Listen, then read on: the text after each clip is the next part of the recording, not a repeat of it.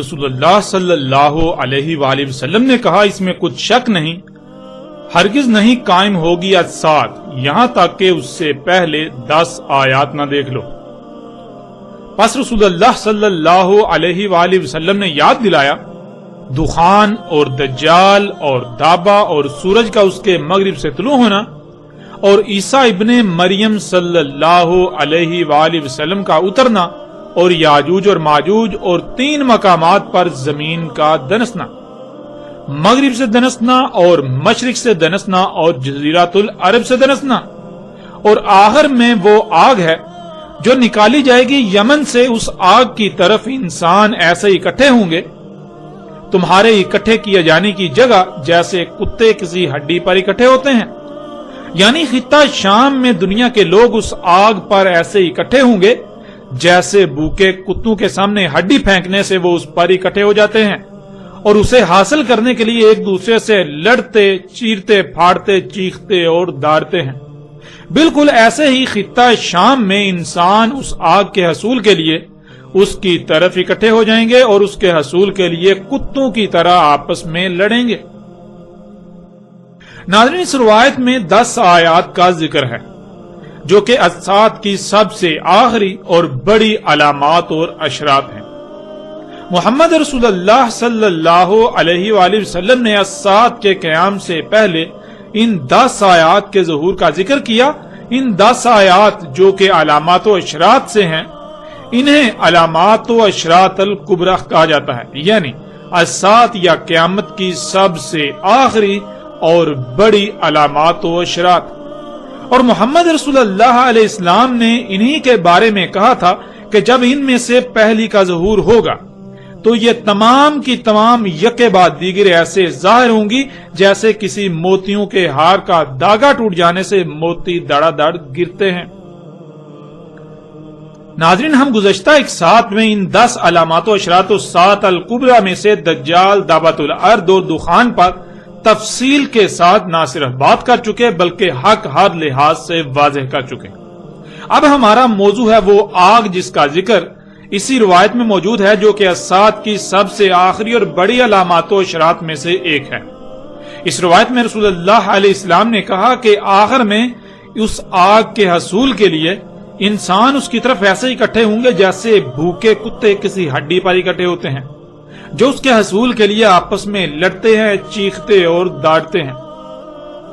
ناظرین، اس کے علاوہ بھی روایات کی کثیر تعداد موجود ہے جس میں رسول اللہ علیہ السلام نے اس آگ کو الساعۃ کی سب سے بڑی اور آخری علامات و اشراط میں سے جو سب سے پہلے ظہور پذیر ہوں گی ان میں اس کا ذکر کیا، جیسا کہ آپ سکرین پر نظر آنے والی روایت میں دیکھ سکتے ہیں۔ رسول اللہ صلی اللہ علیہ وآلہ وسلم نے کہا وہ وجوہات جن کی بنا پر الساعۃ یعنی انسانوں پر آخری بڑی عظیم تباہی آئے گی، اس کی پہلی وجوہات میں سے وہ آگ ہے جو مشرق سے نکلے گی، یعنی مشرق سے نکالی جائے گی، یعنی اس آگ کا نکالا جانا پہلی اشراط الساعۃ میں سے ہے۔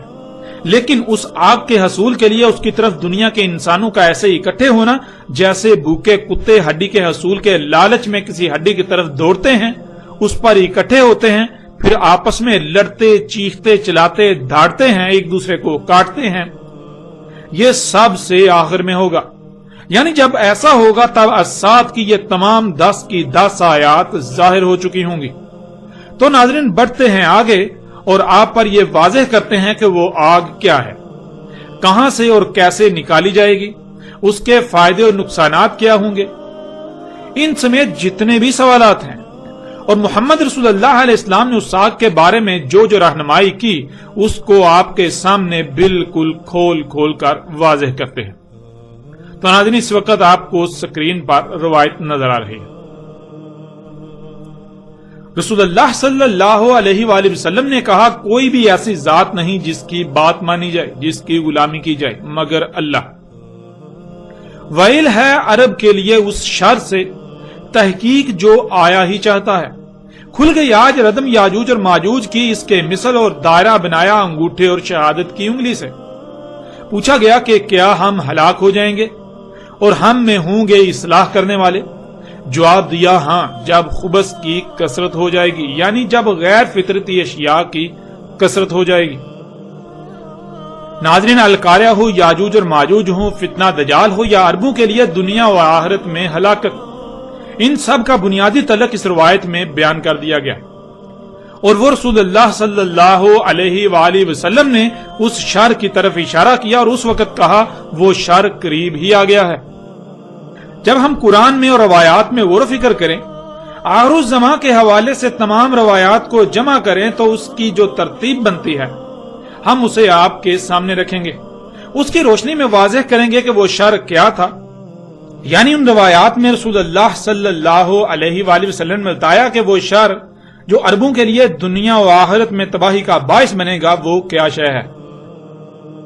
اس روایت میں واضح ہو جاتا ہے کہ رسول اللہ صلی اللہ علیہ وآلہ وسلم نے اس شر کو یاجوج اور ماجوج کے کھلنے سے مشروط کر دیا اور کہا کہ آج یاجوج اور ماجوج کی ردم انگلی اور انگوٹھے کو ملانے سے جو دائرہ بنتا ہے اتنی کھل گئی، اور جیسے ہی وہ پوری کھل گئی تو عربوں کے لیے ایک شرط سے دنیا و آخرت میں ویل ہوگی۔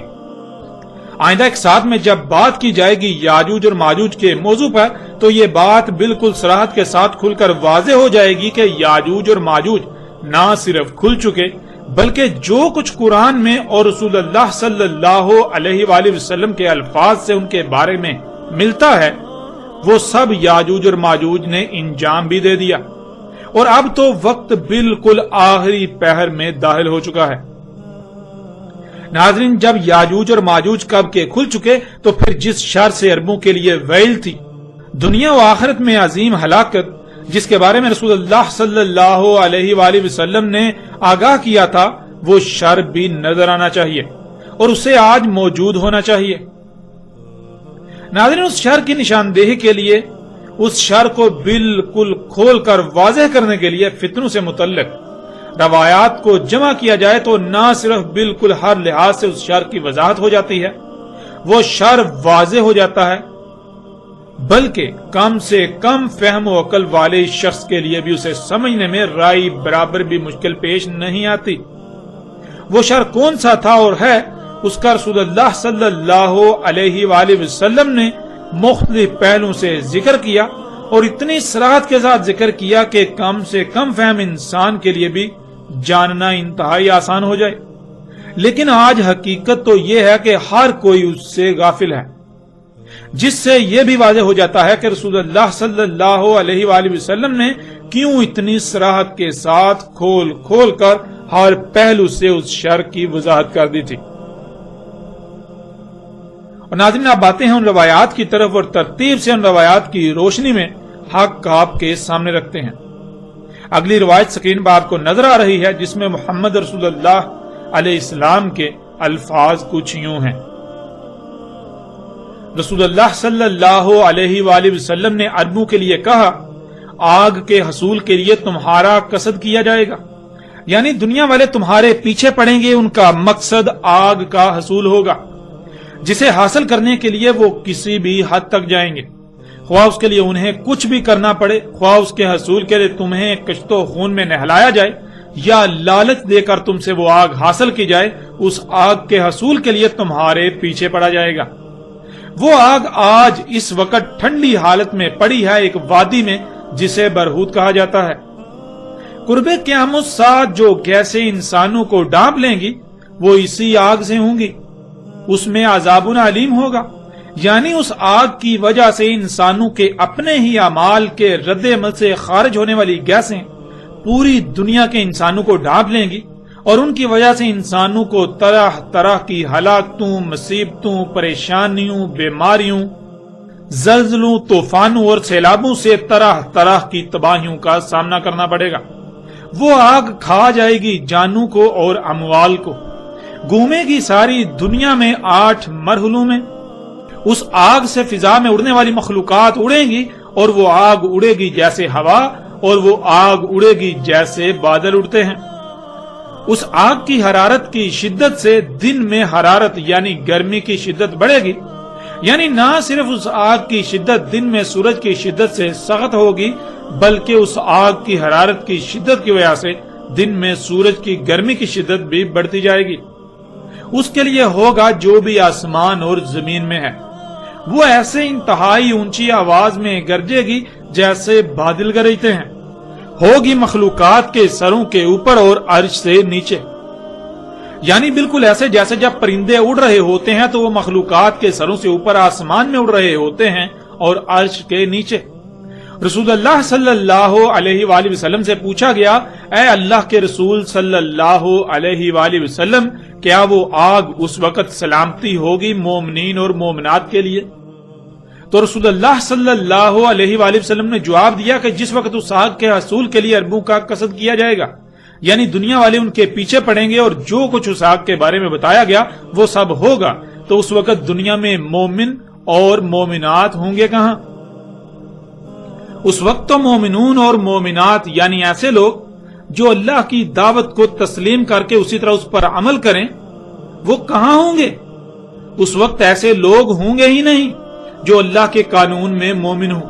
اس وقت وہ لوگ جو خود کو مومنون اور مومنات سمجھ اور کہلا رہے ہوں گے وہ انتہائی برے ہوں گے، وہ گدھوں سے بھی برے ہوں گے۔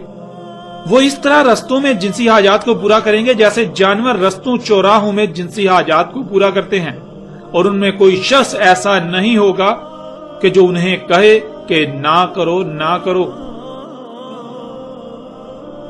ناظرین، وہ شر جس سے عربوں کے لیے دنیا و آخرت میں ہلاکت ہے، وہ شر کیا ہے؟ اس کی محمد رسول اللہ علیہ السلام نے بہت ہی صراحت کے ساتھ اور غیر معمولی طریقے سے وضاحت کر دی۔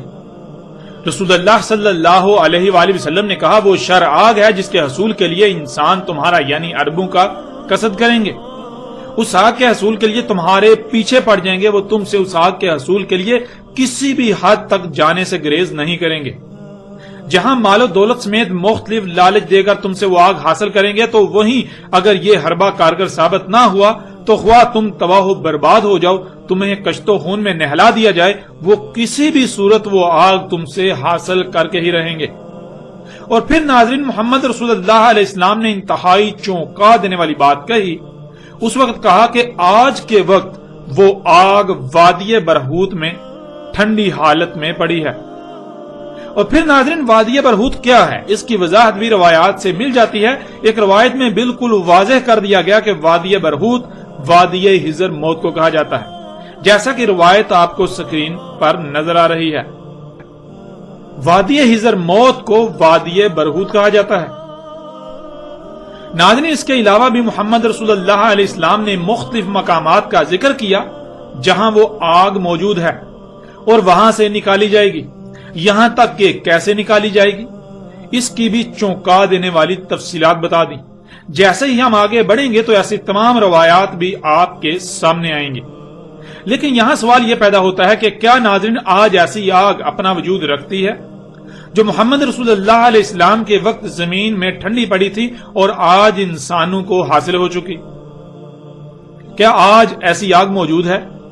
کیا آج ایسی آگ موجود ہے جس کے حصول کے لیے کچھ قومیں عربوں کا قصد کر رہی ہیں، یعنی اس آگ کے حصول کے لیے عربوں کے پیچھے پڑی ہوئی ہیں اور کسی بھی صورت اس آگ کو حاصل کرنے سے گریز نہیں کر رہی؟ کہ آج کوئی ایسی آگ موجود ہے جس کے حصول کے لیے غیر عرب قومیں عربوں کو مختلف لالچ دے کر، مال و دولت سے اور طرح طرح کے لالچ دے کر ان سے وہ آگ حاصل کر رہی ہیں؟ کیا آج کوئی ایسی آگ موجود ہے جس کے حصول کے لیے عرب دنیا کو کشت و خون میں نہلایا جا رہا ہے؟ ناظرین، جب غور کریں تو دہلا دینے والے حقائق آج پوری دنیا کے سامنے ہیں۔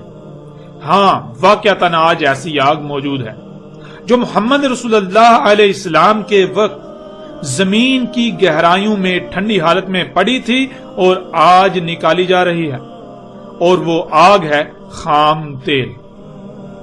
ناظرین، کون نہیں جانتا کہ خام تیل تو حقیقت میں آگ ہے جو زمین میں ٹھنڈی حالت میں موجود ہے۔ آج اس آگ کے حصول کے لیے غیر عرب قومیں عرب دنیا کا قصد کیے ہوئے ہیں، ان کے پیچھے پڑی ہوئی ہیں اور ان سے اس آگ کے حصول کے لیے کسی بھی حد تک جانے سے گریز نہیں کر رہی۔ ناظرین، اسی آگ کے حصول کے لیے سلطنت عثمانیہ کا خاتمہ کر کے اسلامی ریاست خواہ کیسی ہی تھی اس کے ٹکڑے ٹکڑے کر کے انہوں نے اپنے حواریوں کو ان پر مسلط کر دیا کیونکہ مغربی دنیا کو علم تھا کہ جب تک خلافت کے نام پر ایک اسلامی ریاست موجود ہے وہ کبھی بھی اس آگ کو حاصل نہیں کر سکتے، کیونکہ سلطنت عثمانیہ مغربی دنیا بالخصوص اس وقت کی سپر پاور برطانیہ کو اپنا دشمن سمجھتی تھی، اور برطانیہ کو بخوبی علم تھا کہ جب تک وہ اپنے اس دشمن کو ختم نہیں کر لیتی، اپنے اس دشمن کو ہٹا نہیں لیتی، اس کو ٹکڑوں ٹکڑوں میں تقسیم کر کے اپنے حواریوں کو مسلط نہیں کر لیتی، تب تک وہ اس آگ کو حاصل نہیں کر سکتے۔ ناظرین، اس آگ کا حصول ہی یہ وجہ تھی کہ برطانیہ جو اس وقت کی عالمی طاقت تھا، اس نے مسلمانوں کی صدیوں سے چلی آ رہی خلافت کے نام پر اسلامی ریاست کو ٹکڑے ٹکڑے کرنے کے لیے اپنے حواریوں کو متحرک کیا اور اپنے مقصد میں کامیاب ہو گیا۔ جہاں اس نے امت محمد میں طرح طرح کے عقائد و نظریات کو پروان چڑھانے کے لیے اپنے تمام تر حربے استعمال کیے، تو وہیں اس نے طرح طرح کے سیاسی گروہوں کو پروان چڑھایا اور ایسا جال بن دیا کہ خود کو امت محمد کہلوانے والے جو اللہ کی اس امانت زمین کے محافظ تھے، وہ یہ بھول گئے کہ وہ اللہ کی اس امانت زمین کے محافظ ہیں۔ یہاں تک کہ اسلام کے نام پر ایسی ایسی خرافات عام کی گئیں کہ کسی کو علم ہی نہ رہا کہ اسلام ہے کیا۔ برطانیہ نے اس آگ کے حصول کے لیے ہر وہ اقدام کیا جہاں سے اسے یہ خطرہ تھا کہ کل کو اس کے رستے میں کوئی رکاوٹ بن سکتا ہے۔ اس میں ایک اقدام یہ تھا کہ خود کو امت محمد کہلانے والوں کو قتال فی سبیل اللہ سے دور کرنا، یہاں تک کہ اسلام سے اسے محو کر دینا، اور اس کے لیے جہاں اس نے عرب دنیا میں اپنے بہروپیوں کو اسلام کے ٹھیکیداروں کے نام پر مسلط کر دیا، تو وہیں اس نے بر صغیر میں اپنے حواری کھڑے کیے اور ان کی بھرپور نصرت کی۔ انہی میں ایک مرزا غلام احمد قادیانی، اللہ کا رسول مسیح عیسیٰ ابن مریم ہونے کا دعوے دار بھی تھا، جو اللہ کے قانون میں بدترین مشرک اور اپنے دعوے میں سخت ترین جھوٹا اور اللہ کا دشمن تھا۔ آئندہ ایک ساتھ میں اسی موضوع کے تحت ایسے دلائل کے ساتھ بات ہوگی کہ دنیا قادیان منہ چھپانے کے قابل بھی نہ رہے گی۔ مرزا غلام احمد قادیانی کذاب کی حقیقت ہر لحاظ سے کھل کھل کر واضح ہو جائے گی، جسے دنیا قادیان چاہ کر بھی غلط ثابت نہیں کر سکے گی، اور دنیا قادیان اپنا منہ چھپانے کے قابل بھی نہیں رہے گی۔ ناظرین، اسی آگ کے حصول کے لیے مغربی دنیا نے ہر طرح کے حربے استعمال کیے اور آج بھی کر رہے ہیں۔ مثلا آپ آج اپنی آنکھوں سے دیکھ سکتے ہیں کہ اگر اسے اس آگ کے حصول کے لیے مال و دولت اور عیاشیوں کا لالچ عرب دنیا کے لیے کارگر ثابت ہو رہا ہے تو وہ ایسا ہی کر رہے ہیں۔ آپ سعودی عرب، متحدہ عرب امارات، قطر، بحرین سمیت عرب دنیا کو دیکھ سکتے ہیں، ان پر وہ اپنے انعامات کی بارش کر رہے ہیں۔ اور ناظرین، اس سے بھی بڑھ کر حیران کن بات تو یہ ہے، اور یہ اٹل حقیقت ہے، کہ ان تمام عرب ریاستوں کی حفاظت کی ذمہ داری آج امریکہ کی سرپرستی میں مغربی دنیا کے ذمہ ہے۔ کوئی بھی عرب دنیا کی طرف میلی آنکھ سے نہیں دیکھ سکتا، اور اس کے برعکس جہاں یہ لالچ کارگر ثابت نہیں ہوتے، یا جس حواری کی آنکھیں کھل جاتی ہیں اور وہ حقیقت کو سمجھ جاتا ہے کہ وہ تو امریکہ کی سرپرستی میں مغربی دنیا کے ایک کتے کی حیثیت رکھتا ہے، انہوں نے اپنے مفادات کے تحفظ اور اس کے حصول کے لیے اسے پال رکھا ہے، جب اس پر یہ حقیقت کھلتی ہے، اور اس حقیقت کے کھلنے پر جیسے ہی اس میں بغاوت کے اثرات نظر آتے ہیں، تو صدام اور قذافی سمیت کئی مثالیں آپ اپنی آنکھوں سے دیکھ رہے ہیں۔ ایسا کرنے والوں کی حفاظت تو دور، خود ان کی ریاستوں پر بارود کی بارش کر کے برباد کیا جاتا ہے، عوام پر کارپیٹ بمباری کی جاتی ہے، طرح طرح کے ہتھیاروں کو آزما کر دنیا میں اپنے اسلحے اور قوت کی نہ صرف نمائش کی جاتی ہے بلکہ یوں انہیں اسلحے کے گاہک ملتے ہیں۔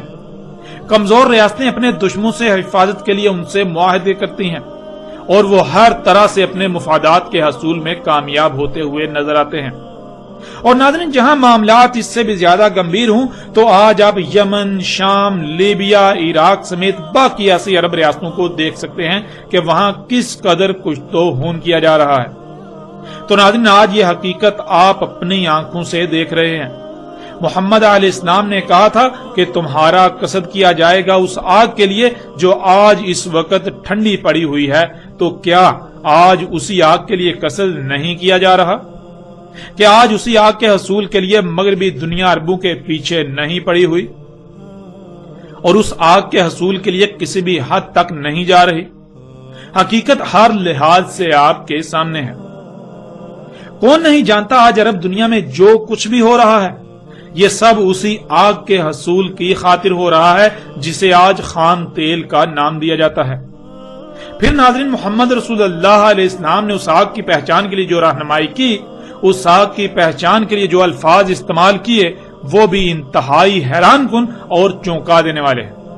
جیسا کہ محمد رسول اللہ علیہ السلام نے کہا تھا، قیامت الساعۃ کی اشراط میں سے ایک شرط دخان، یعنی جو گیسیں انسانوں کو ڈانپ لیں گی وہ اسی آگ سے ہوں گی، اس میں عذاب علیم ہوگا۔ یعنی اس آگ کی وجہ سے انسانوں کے اپنے ہی اعمال کے رد عمل سے خارج ہونے والی گیسیں پوری دنیا کے انسانوں کو ڈانپ لیں گی، اور ان کی وجہ سے انسانوں کو طرح طرح کی ہلاکتوں، مصیبتوں، پریشانیوں، بیماریوں، زلزلوں، طوفانوں اور سیلابوں سے طرح طرح کی تباہیوں کا سامنا کرنا پڑے گا۔ اور ناظرین، کیا دخان کے موضوع پر گزشتہ ایک ساتھ میں یہ سب واضح نہیں ہو چکا؟ ذرا غور تو کریں، ان دخان یعنی آج جو گیسیں پوری دنیا کی فضا میں بھر چکی ہیں، ان کی بنیاد کیا ہے؟ کیا ان کی بنیاد یہی آگ خام تیل نہیں ہے؟ بالکل، ان کی بنیاد یہی آگ خام تیل ہے۔ دخان اسی آگ سے ہیں۔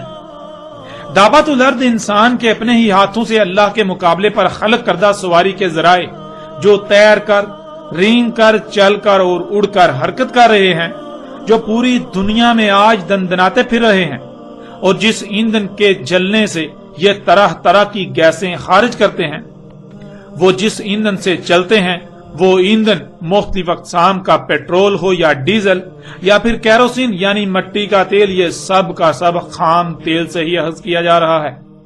کارخانے جس ایندھن سے چلتے ہیں وہ اسی خام تیل سے اخذ کیا جا رہا ہے۔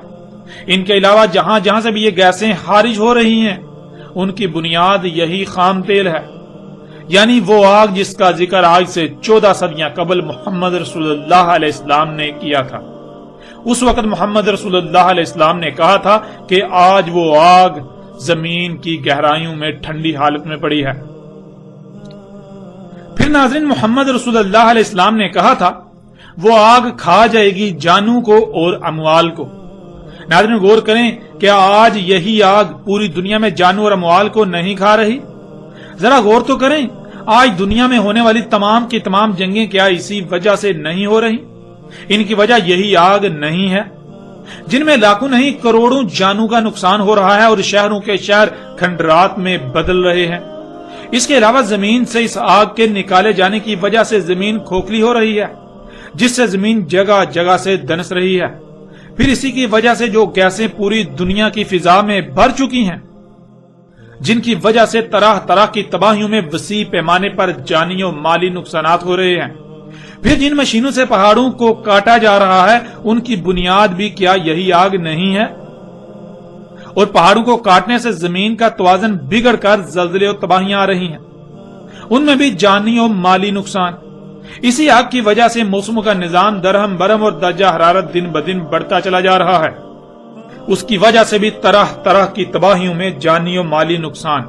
یوں اس آگ کے نقصانات پر بات کی جائے تو الفاظ ختم ہو جائیں، آپ بات کرتے کرتے تھک جائیں، لیکن اس آگ کے نقصانات کو گن نہ پائیں۔ آج یہ آگ پوری دنیا میں جانوں اور اموال کو کھا رہی ہے۔ یوں محمد علیہ السلام کے آج سے 14 صدیاں قبل کہے گئے یہ الفاظ آج بالکل سچ ثابت ہو رہے ہیں۔ نہ صرف سچ ثابت ہو رہے ہیں بلکہ آج سچ ثابت ہو چکے ہیں۔ اسی آگ کی وجہ سے آج موسموں کا نظام، فضاؤں کا نظام درہم برہم ہو چکا۔ درجہ حرارت دن بدن بڑھتا چلا جا رہا ہے، جس سے گلیشیئر پگھلتے جا رہے ہیں۔ پھر آہستہ آہستہ زمین پر تمام پانی بخارات بن کر اٹھ جائے گا۔ زمین کا درجہ حرارت دن بدن بڑھنے سے یہ جہنم بن جائے گی، وہی جہنم جس کا آپ سے وعدہ کیا گیا۔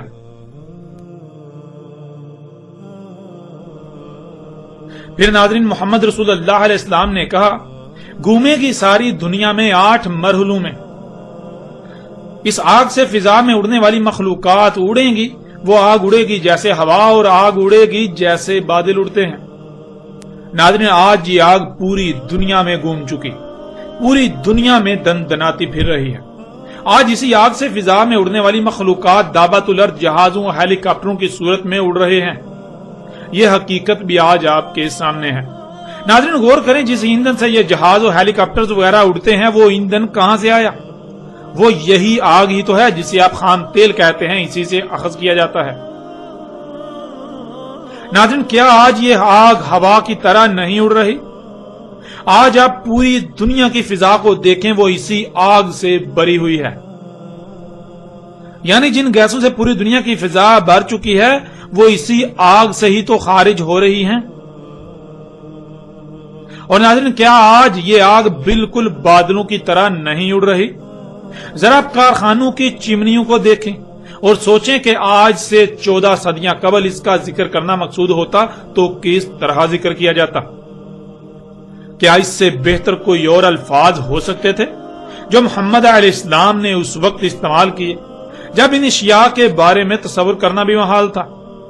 آج آپ اپنی آنکھوں سے اس آگ کو بادلوں کی طرح اڑتا ہوا دیکھ سکتے ہیں، یوں یہ حقیقت بھی آج آپ کے بالکل سامنے ہے۔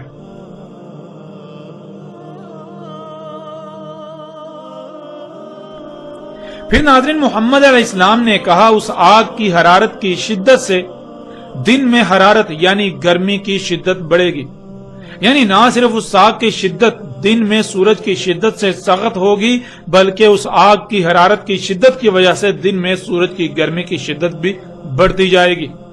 تو ناظرین ذرا غور کریں، کیا آج اسی آگ خام تیل سے خارج ہونے والی گیسوں کی وجہ سے درجہ حرارت دن بدن نہیں بڑھ رہا؟ کیا آج اسی کی وجہ سے آسمان میں سوراخ نہیں ہو چکا جس کی وجہ سے سورج سے خارج ہونے والی خطرناک ترین لہریں زمین پر آ رہی ہیں؟ اور نہ صرف درجہ حرارت کی شدت میں اضافہ ہوتا چلا جا رہا ہے بلکہ موسموں میں غیر معمولی تغیر و تبدل جس کی وجہ سے زمین پر تمام مخلوقات کو طرح طرح کی تباہی اور نقصانات کا سامنا کرنا پڑ رہا ہے۔ یوں ناظرین یہ حقیقت بھی آج آپ کے سامنے ہے، اور آج آپ اپنے اخبارات کو ٹٹولیے، آپ کو جگہ جگہ یہ خبریں ملیں گی کہ آج جو دنیا میں درجہ حرارت بڑھتا ہی چلا جا رہا ہے اس کی بنیادی وجہ یہی آگ ہے۔ اسی آگ سے خارج ہونے والی طرح طرح کی زہریلی گیسیں جو آپ کے کارخانوں، آپ کی گاڑیوں وغیرہ سے خارج ہو رہی ہیں۔ پھر آگے محمد رسول اللہ علیہ السلام نے کہا اس کے لیے ہوگا جو بھی آسمان اور زمین میں ہے وہ ایسے انتہائی اونچی آواز میں گرجے گی جیسے بادل گرجتے ہیں، ہوگی مخلوقات کے سروں کے اوپر اور عرش سے نیچے، یعنی بالکل ایسے کہ جب پرندے اڑ رہے ہوتے ہیں تو وہ مخلوقات کے سروں سے اوپر ہوتے ہیں اور آسمان میں اور عرش کے نیچے۔ ناظرین ذرا غور تو کریں، آج یہ آگ پرندوں کی طرح مخلوقات کے سروں سے اوپر اور عرش کے نیچے جہازوں اور ہیلی کاپٹروں کی صورت میں اڑتے ہوئے ایسی زوردار اور گرجدار آواز پیدا نہیں کر رہی جو بادلوں کے گرجنے سے پیدا ہوتی ہے۔ آپ ہیلی کاپٹر اور جہازوں کی آوازوں کو سنیں اور پھر آپ سے وہی سوال کہ اگر آج سے 14 صدیاں قبل اس کا ذکر کرنا مقصود ہوتا تو کیا اس سے احسن کوئی اور مشابہت ہو سکتی تھی؟ کیا اس سے احسن کوئی اور الفاظ ہو سکتے تھے؟ بالکل ایسی ہی آواز جیسے بادل گرجتے ہیں۔ یوں یہ حقیقت بھی آج آپ کے سامنے ہے۔ اب ناظرین آگے محمد رسول اللہ علیہ السلام کے انتہائی چونکا دینے والے اور دہلا کر رکھ دینے والے الفاظ ہیں۔ جب محمد رسول اللہ علیہ السلام اس آگ کے بارے میں یہ سب کھول کھول کر بتا چکے تو سامنے موجود اصحاب رسول علیہ السلام کو اس وقت کی سنگینی کا شدت سے احساس ہوا کہ ایسے سخت ترین وقت میں کس طرح محفوظ رہا جا سکتا ہے، کیسے ممکن ہو سکتا ہے۔